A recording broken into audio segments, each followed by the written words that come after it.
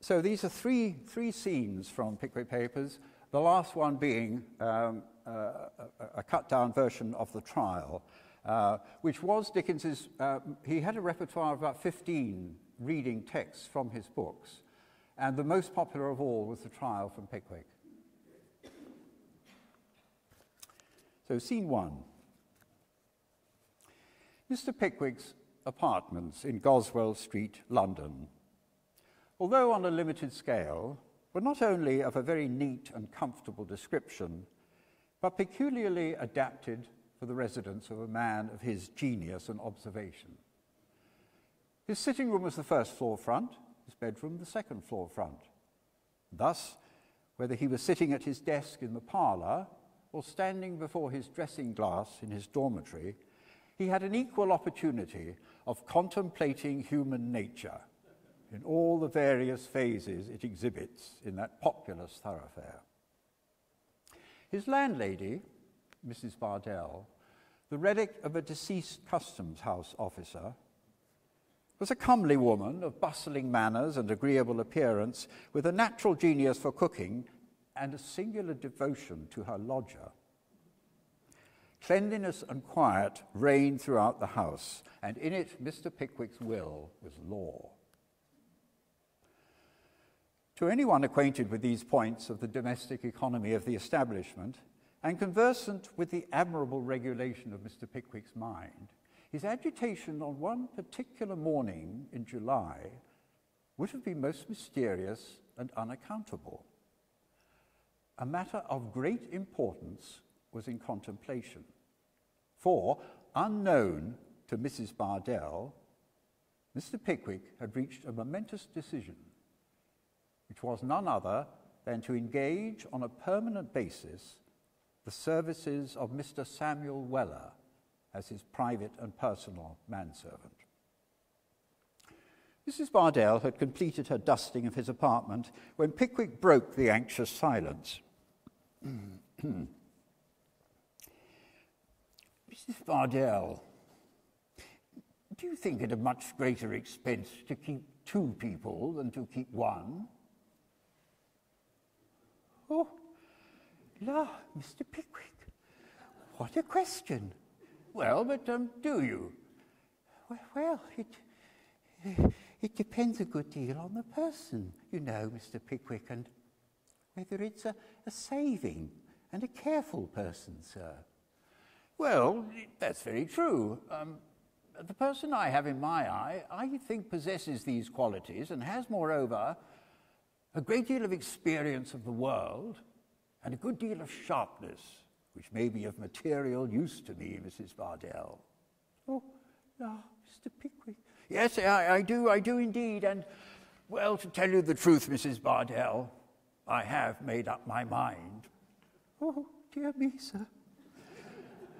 Well, you think it very strange now that I never consulted you about this matter before, but, well, what do you think? Oh, Mr. Pickwick, you're very kind, sir. Oh, it'll save you a good deal of trouble, won't it? Oh, I never thought anything of the trouble, sir.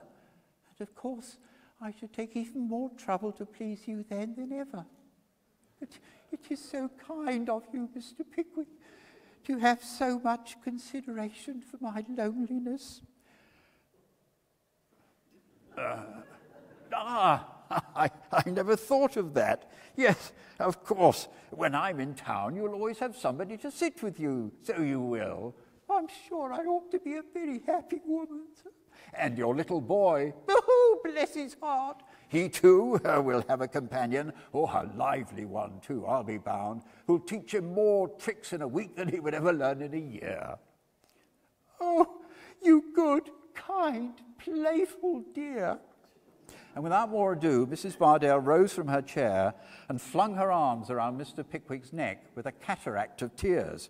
Oh, bless my soul! Mrs. Bardell, my good woman! Oh, what a situation! Pray, compose yourself, Mrs. Bardell. If anybody should come, oh, let them come. I'll never leave you, dear, kind, good soul.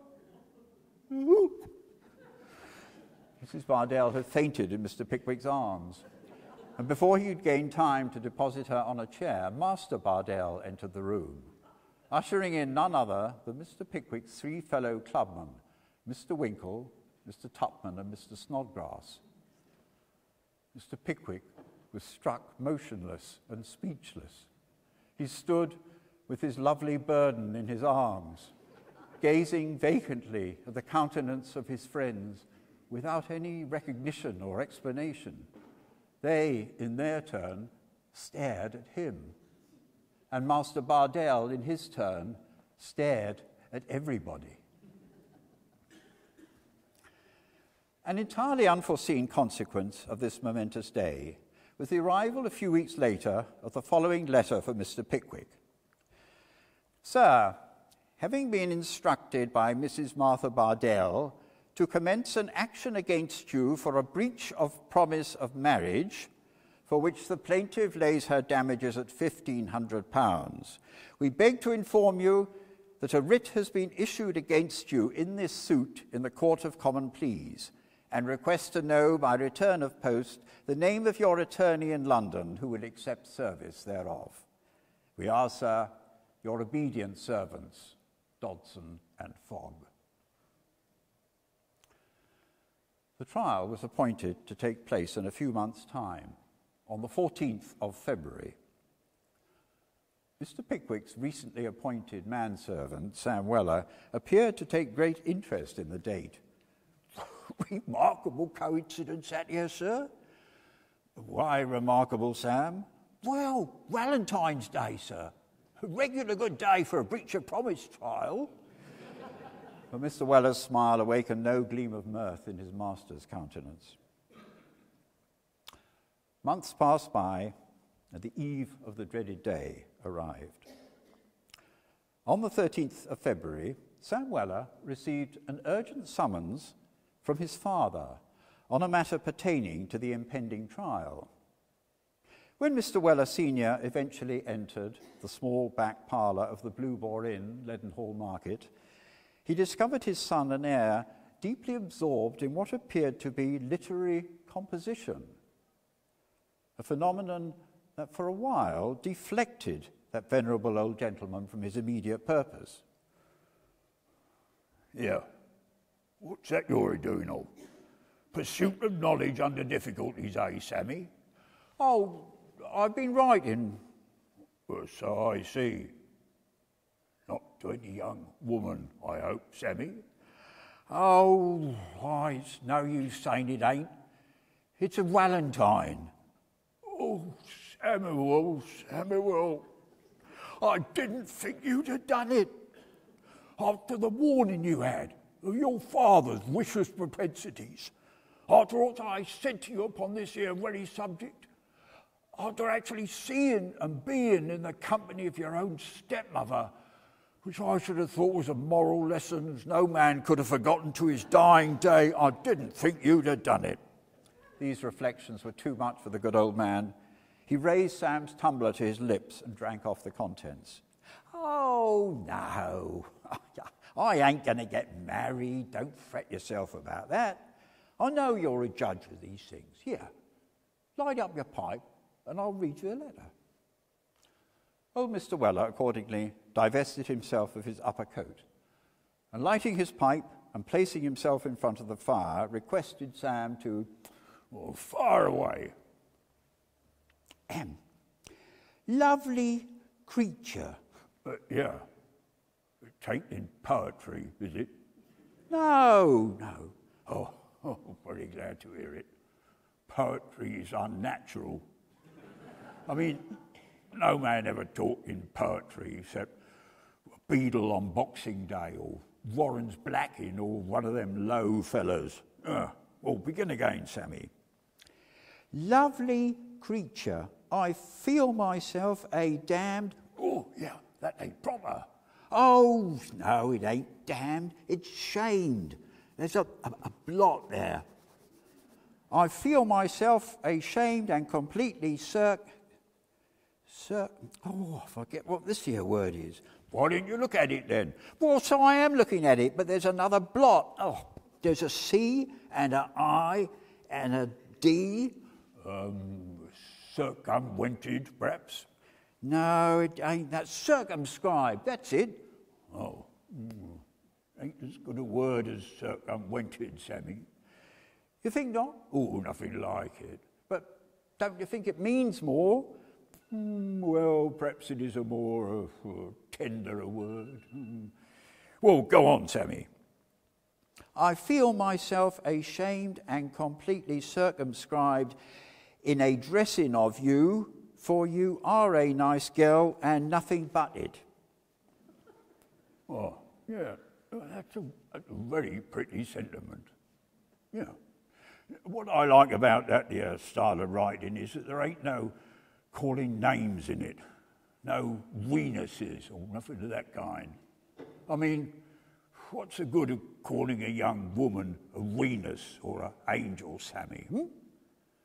You might as well call her a griffin or a unicorn or a king's arms at once, which is very well known to be a collection of fabulous animals. Well, drive on, Sammy. Afore I see you, I thought all women was alike. So they are.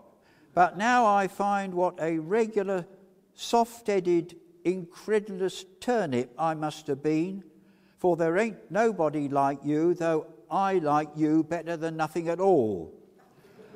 I thought it best to make that rather strong.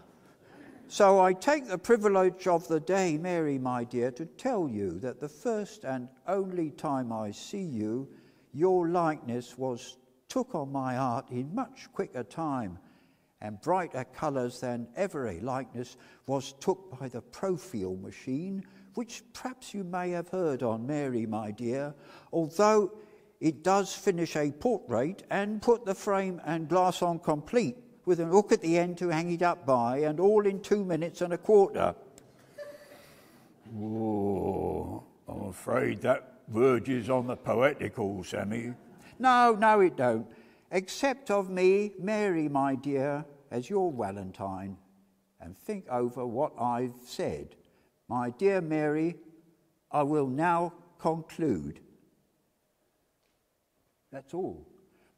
Oh, rather a sudden pull-up, isn't it, Sammy? No, not a bit on it. She wished there was more. And that's the great art of letter writing. Well, yeah, there's something in that. And I wish your stepmother would only conduct her conversation on the same genteel principle. Well, ain't you going to sign it? Well, that's the difficulty. I don't know what to sign it. Well, sign it Weller.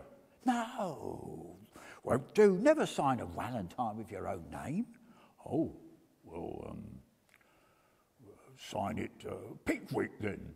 Very good name, easy one to spell. The very thing. I could end with a verse. What do you think? Oh, I don't like it, Sam. I never knowed a respectable coachman as wrote poetry, except one has made an affecting copy of verses the night before he was hung for highway robbery. Yeah, but he was only a Camberwell man, so even that's no rule. But Sam was not to be dissuaded from the poetical idea that had occurred to him. So he signed the letter, Your love-sick Pickwick. This important business having been transacted, Mr. Weller the elder proceeded to open that on which he had summoned his son.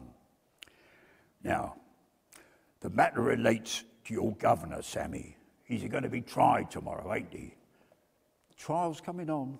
Well, now, I suppose he'll want to call some witnesses to speak to his character or perhaps prove an alibi. I've been turning the business over in my mind, Sammy, and you may make yourself easy. I've got some friends that'll do either for him, but my advice will be this here. Never mind the character, stick to the alibi. Nothing like an alibi, Sammy. Well, what do you mean? You don't think he's going to be tried for murder at the Old Bailey? Oh, ain't no part of the present consideration, Sammy. Wherever he's going to be tried, my boy, An alibi's a thing to get him off. We got that Tom Wildspark off that here manslaughter charge the other day when all the big wigs to a man says as nothing couldn't save him. And my opinion is, Sammy, that if your governor don't prove that alibi, he'll be what the Italians call regularly flummoxed. And that's all about it.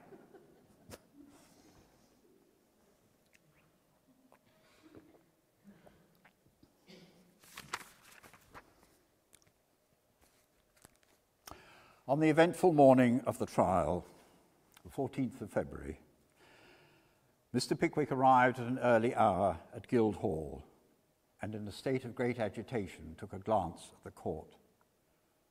There were already a pretty large sprinkling of spectators in the gallery and a numerous muster of gentlemen in wigs in the barristers' seats, who presented, as a body, all that pleasing and extensive variety of nose and whisker for which the Bar of England is so justly celebrated. The whole, to the great wonderment of Mr. Pickwick, were divided into little groups who were chatting and discussing the news of the day in the most unfeeling manner possible, just as if no trial at all were coming on. A loud cry of "Silence!" announced the entrance of the judge, who was most particularly short and so fat that he seemed all face and waistcoat. "Bardell and Pickwick," announced the clerk of the court. "I am for the plaintiff, my lord," said Mr. Sergeant Buzzfuzz. "And who is with you, Brother Buzzfuzz?" said the little judge. Mr. Skimpin bowed to intimate that he was. "And I appear for the defendant, my lords," said Mr. Sergeant Snubbin. "And anybody with you, Brother Snubbin?" "Mr. Funky, my lord." Sergeant Buzzfuzz and Mr. Skimpin for the plaintiff, and for the defendant, Sergeant Snubbin and Mr. Monkey. Beg your lordship's pardon, Funky. Oh, very good. I never had the pleasure of hearing the gentleman's name before. Funky. Go on, go on. The ushers again called silence, and Mr. Skimpin proceeded to open the case. And the case appeared to have very little inside it when he had opened it, for he kept such particulars as he knew completely to himself. Sergeant Buzzfuzz then rose with all the majesty and dignity which the grave nature of the proceedings demanded, and having whispered to Dodson and conferred briefly with Fogg, pulled his gown over his shoulders, settled his wig, and addressed the jury. Sergeant Buzzfuzz began by saying that never, in the whole course of his professional experience, never from the very first moment of his applying himself to the study and practice of the law, had he approached a case with such deep emotion, nor with such a heavy sense of the responsibility imposed upon him. A responsibility, he would say, which he could never have supported were he not buoyed up and sustained by a conviction so strong that it amounted to positive certainty that the cause of truth and justice, or in other words, the cause of his much injured and most oppressed client, must prevail with the high-minded and intelligent dozen of men whom he now saw in that box before him. Counsel usually begin in this way, because it puts the jury on the very best terms with themselves and makes them think what sharp fellows they must be. A visible effect was produced immediately. "You have heard from my learned friend, gentlemen," continued Sergeant Buzzfuzz, well knowing that from the learned friend alluded to, the jury had heard nothing at all. "You have heard from my learned friend, gentlemen, that this is an action for a breach of promise of marriage, in which the damages are laid at £1,500. But you have not heard from my learned friend, inasmuch as it did not come within my learned friend's province to tell you what are the facts and circumstances of the case. Those facts and circumstances you shall hear detailed by me and proved by the unimpeachable female whom I shall place in that box before you. The plaintiff is a widow. Yes, gentlemen, a widow.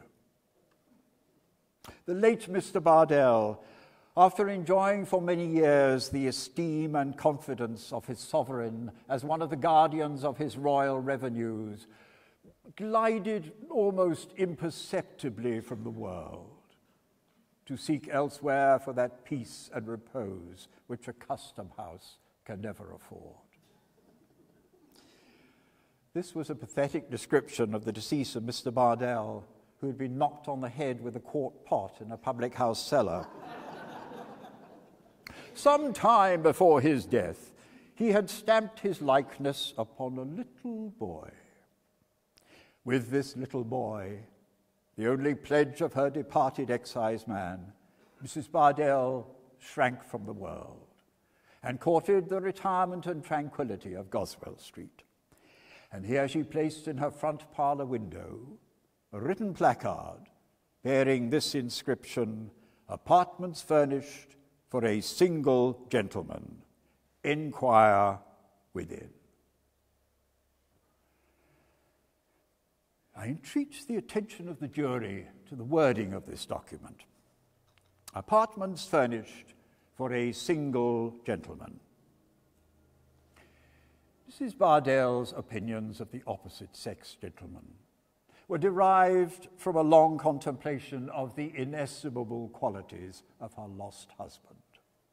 She had no fear, she had no distrust, she had no suspicion, all was confidence and reliance. Mr. Bardell, said the widow, Mr. Bardell was a man of honour, Mr. Bardell was a man of his word, Mr. Bardell was no deceiver, Mr. Bardell was once a single gentleman himself. In single gentlemen, I shall perpetually see something to remind me of what Mr. Bardell was when he first won my young and untried affection. To a single gentleman, therefore, shall my lodgings be let. Actuated by this beautiful and touching impulse, among the best impulses of our imperfect nature, gentlemen, the lonely and desolate widow dried her tears, furnished her first floor, caught the innocent boy to her maternal bosom, and put the bill up in the parlour window. Did it remain there long? No. The serpent was on the watch. Before the bill had been in the parlour window 3 days, 3 days, gentlemen, a being erect upon 2 legs and bearing all the outward semblance of a man and not of a monster, knocked at the door of Mrs. Bardell's house. He inquired within, and on the very next day he entered into possession of them. That man was Pickwick, the defendant. Sergeant Buzzfuzz here paused for breath. The silence awoke the little judge, who immediately wrote down something with a pen without any ink in it, and looked unusually profound to impress the jury with the belief that he always thought most deeply with his eyes shut. I shall show you, gentlemen, that for 2 years Pickwick continued to reside at Mrs. Bardell's house. I shall show you that during the whole of that time Mrs. Bardell attended to his comforts, cooked his meals, looked out his linen for the washerwoman when it went abroad, darned, aired, and prepared it for wear when it came home, and in short, enjoyed his fullest trust and confidence. I shall show you that on many occasions he gave halfpence, and on some occasions even 6 pences to her little boy. And I shall prove to you, by a witness whose testimony it will be impossible for my learned friend to weaken or controvert, that on one occasion he patted the boy on the head. And after inquiring whether he had won any alley tours or commoneys lately, both of which I understand to be a species of marble much prized by the youth of this town, made use of the following remarkable expression: "How should you like to have another father?" I shall prove to you, gentlemen, on the testimony of 3 of his own friends, most unwilling witnesses, gentlemen, most unwilling witnesses, that on that morning he was discovered by them holding the plaintiff in his arms and endeavouring to soothe her agitation with his caresses and endearments. And now, gentlemen, but one word more. 2 letters have passed between these parties, letters which are admitted to be in the handwriting of the defendant. Let me read the first. Garraway's Coffee House, 12 o'clock. Dear Mrs. B, chops and tomato sauce. Yours, Pickwick. Gentlemen, what does this mean? Chops, gracious heavens, and tomato sauce. Oh, gentlemen, is the happiness of a sensitive and confiding female to be trifled away by such shallow artifices as these? The next has no date whatever, which is in itself suspicious. Dear Mrs. B, I shall not be home till tomorrow. Slow coach. And then follows this very remarkable expression: don't trouble yourself about the warming pan. The warming pan. Why, gentlemen, who does trouble himself about a warming pan? Why is Mrs. Bardell so earnestly entreated not to agitate herself about this warming pan, unless, as is no doubt the case, it is a mere cover for hidden fire? A mere substitute for some endearing word or promise, agreeably to a preconcerted system of correspondence, artfully contrived by Pickwick with a view to his contemplated desertion, and which I am now not in a condition to explain. My client's hopes and prospects are ruined, and it is no mere figure of speech to say that her occupation is gone indeed. The bill is down, but there is no tenant. Eligible single gentlemen pass and repass, but there is no invitation for them to inquire within or without. All is gloom and silence within the house. Even the voice of the child is hushed. His infant sports are disregarded as his mother weeps. His alley tours and his promenades are alike neglected.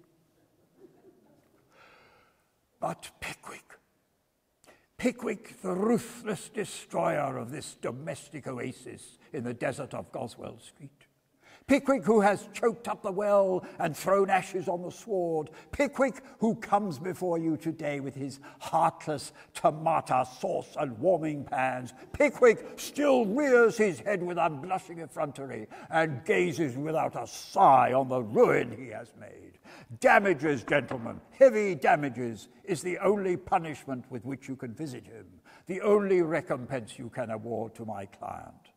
And for those damages, she now appeals to an enlightened, a high-minded, a compassionate, a sympathizing jury of her own fellow countrymen.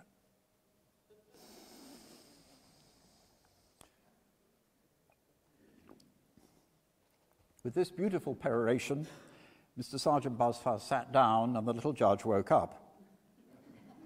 "Call Elizabeth Cluppins," said Sergeant Buzfuz, rising a minute afterwards with renewed vigour. Now, do you recollect, Mrs. Cluppins? Do you recollect being in Mrs. Bardell's back one pair of stairs on one particular morning in July last, when she was dusting Pickwick's apartment? "Yes, my lord and jury, I do." Mr. Pickwick's sitting room was the first floor front, I believe. "Yes, it were, sir." "And what were you doing in the back room, ma'am?" asked the little judge. "My lord and jury, I will not deceive you. Oh, you had better not, ma'am. I was there unbeknown to Mrs. Bardell. I've been out with a little basket, gentlemen, to buy £3 of red kidney potatoes, which was £3 twopence halfpenny a pound. When I see Mrs. Bardell's street door on the jar. On the what? She means partly open, my lord, said Sergeant Snubbin. She said, on the jar. It's the same thing, my lord. Make a note of that. I walked in, gentlemen, just to say good morning, and went in a promiscuous manner up the stairs and into the back room. Gentlemen, there was the sound of voices in the front room. And you listened, I believe, Mrs. Cluppins? Oh, begging your pardon, sir, I would scorn the action. The voices was very loud and forced themselves upon my ear. Well, you were not listening, but you heard the voices. Was one of those voices Pickwick's? Yes, it were, sir. And Mrs. Cluppins, after distinctly stating that Mr. Pickwick addressed himself to Mrs. Bardell, repeated by slow degrees and by dint of many questions the conversation that had passed between the two. Nathaniel Winkle, said Mr. Skimpin. Here. Mr. Winkle entered the witness box and, having been duly sworn, bowed to the judge with considerable deference. No, don't look at me, sir. Look at the jury. Mr. Winkle obeyed the mandate and looked at the place where he thought it most probable the jury might be. Mr. Winkle, notoriously the friend of Mr. Pickwick, was then examined by Mr. Skimpin, junior prosecuting counsel. Now, sir, have the goodness to let his lordship and the jury know what your name is, will you? Winkle. Have you any Christian name, sir? Nathaniel. Daniel. Any other name? Nathaniel, sir, my lord, I mean. Nathaniel Daniel or Daniel Nathaniel? No, my lord, only Nathaniel, not Daniel at all. What did you tell me it was Daniel for then, sir? I didn't, my lord. Oh, you did, sir? How could I have got Daniel on my notes unless you told me so? Mr. Winkle has rather a short memory, my lord. We shall find means to refresh it before we have quite done with him, I dare say. Now, Mr. Winkle, attend to me, if you please, and let me recommend you to be careful. I believe you are a particular friend of the defendant, Pickwick. Are you not? Oh, well, I have known Mr. Pickwick now as well as I recollect nearly. Pray, Mr. Winkle, do not evade the question. Are you or are you not a particular friend of the defendant's? Well, I was about to... Will you or will you not answer the question, sir? If you don't answer the question, sir, you'll be committed. Yes, I am. Yes, you are. And why couldn't you say that at once, Mr. Winkle? Perhaps you know the plaintiff, too, eh? Oh, well, I don't know her, but I've seen her. Oh, you don't know her, but you've seen her. Have the goodness to tell the jury what you mean by that, sir. Oh, well, I mean that I'm not intimate with her, but I have seen her when I have been to call on Mr. Pickwick in Goswell Street. How often have you seen her, sir? How often? Yes, Mr. Winkle, I'll repeat the question for you a dozen times if you require it, sir. On this question, there arose the edifying browbeating customary on such points. First of all, Mr. Winkle said it was impossible for him to say how many times he had seen Mrs. Bardell. Then he was asked if he'd seen her 20 times, to which he replied, Certainly, or more than that. Then he was asked whether he hadn't seen her 100 times, whether he couldn't swear that he'd seen her more than 50 times, whether he didn't know that he'd seen her at least 75 times, and so forth. Pray, Mr. Winkle, do you remember calling on the defendant Pickwick at these apartments in the plaintiff's house in Goswell Street on one particular morning in the month of July last? Yes, I do. Now, sir, tell the gentlemen of the jury what you saw on entering the defendant's room on that particular morning. Come, out with it. We must have it sooner or later, sir.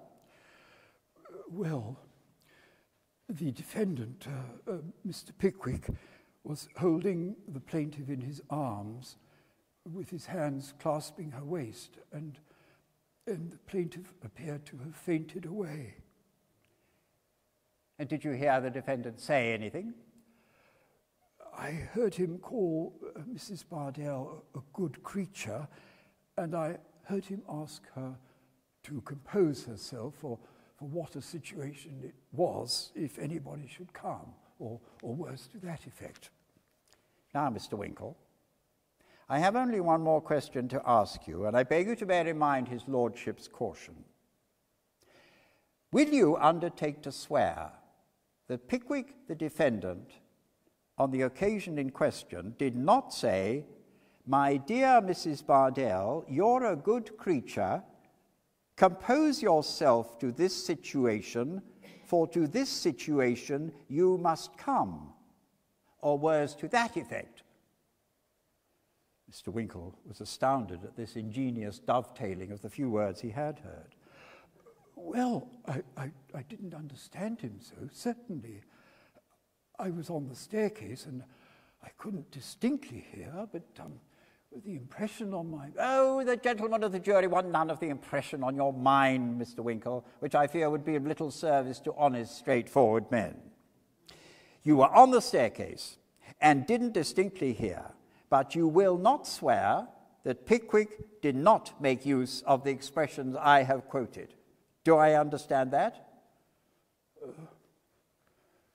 No, I will not. You may leave the box, sir.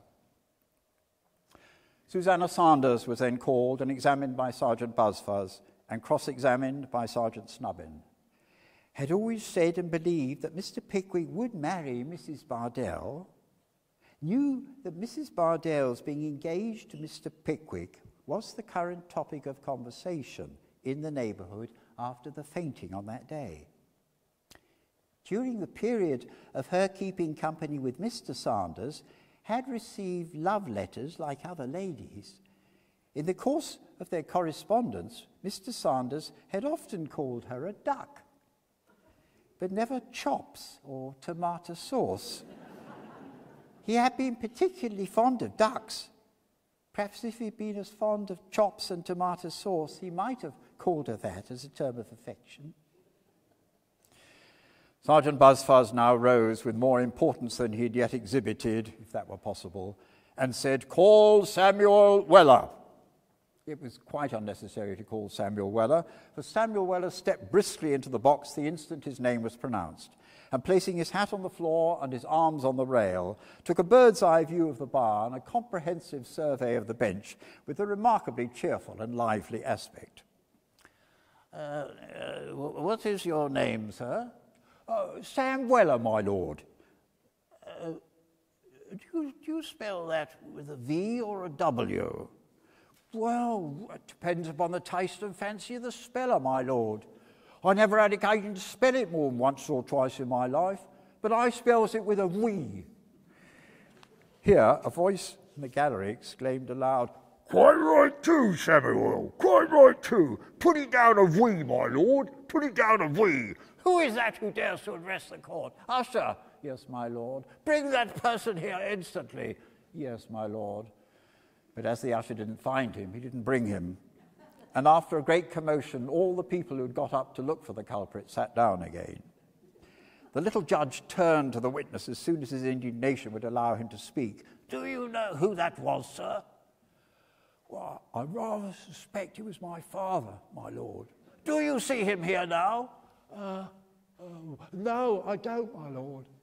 "If you could have pointed him out, I would have had him committed." Oh. Now, Mr. Weller. Now, sir. I believe you are in the service of Mr. Pickwick, the defendant, are you not? Speak up, if you please, Mr. Weller. Oh, I mean to speak up, sir. Yeah, I am in the service of that here gentleman, and a very good service it is. Little to do and plenty to get, I suppose. Oh, quite enough to get, sir, as a soldier said when they ordered him 350 lashes. You must not tell us what the soldier said, unless the soldier is in court and is examined in the usual way. It's not evidence. Oh, very good, sir. Do you recollect anything particular happening when you were first engaged by the defendant, Mr. Weller? Well, yes, I do. Have the goodness to tell the jury what that was. Well, I had a regular new fit out of clothes that morning, gentlemen of the jury, and that was a very particular and uncommon circumstance with me in those days. Do you mean to tell me, Mr. Weller, that you saw nothing of this fainting on the part of the plaintiff in the arms of the defendant, which you have heard described by the witnesses? Oh, certainly not. I were in the passage till they called me up, and then the old lady, which you call the plaintiff, she wasn't there, sir. You were in the passage and yet saw nothing of what was going forward. Have you a pair of eyes, Mr. Weller? Well, yes, I have a pair of eyes, and that's just it. If they was a pair of patent double-million magnifying gas microscopes of extra power, perhaps I might be able to see through a flight of stairs and a deal door. But being only eyes, you see, my vision's limited. It is perfectly useless, my lord, attempting to get at any evidence through the impenetrable stupidity of this witness. I will not trouble the court by asking any more questions. Stand down, sir. And that is my case, my lord. Sergeant Snubbin then addressed the jury on behalf of the defendant and did the best he could for Mr. Pickwick. And the best, as everybody knows, can do no more. The judge then summed up in the old established and most approved form. He read as much of his notes to the jury as he could decipher on so short a notice and made running comments on the evidence as he went along. If Mrs. Bardell were right, it was perfectly clear that Mr. Pickwick was wrong. And if they thought the evidence of Mrs. Cluppins worthy of credence, they would believe it. And if they didn't, why, they wouldn't. The jury then retired to their private room to talk the matter over, and the judge retired to his private room to refresh himself with a mutton chop and a glass of sherry. An anxious quarter of an hour elapsed. The jury came back. The judge was fetched in. Mr. Pickwick put on his spectacles and gazed at the foreman. "Gentlemen," said the clerk of the court, "are you all agreed upon your verdict?" "We are," said the foreman. "And do you find for the plaintiff, gentlemen, or for the defendant?" "For the plaintiff." "With what damages, gentlemen?" £750. Mr. Pickwick took off his spectacles, carefully wiped the glasses, folded them into the case, and put them in his pocket.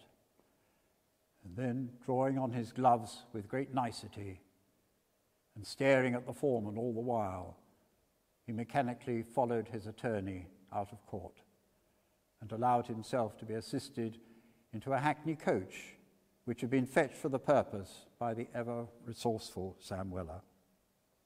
Sam had put up the steps and was preparing to jump on the box when he felt himself gently touched upon the shoulder, and his father stood before him.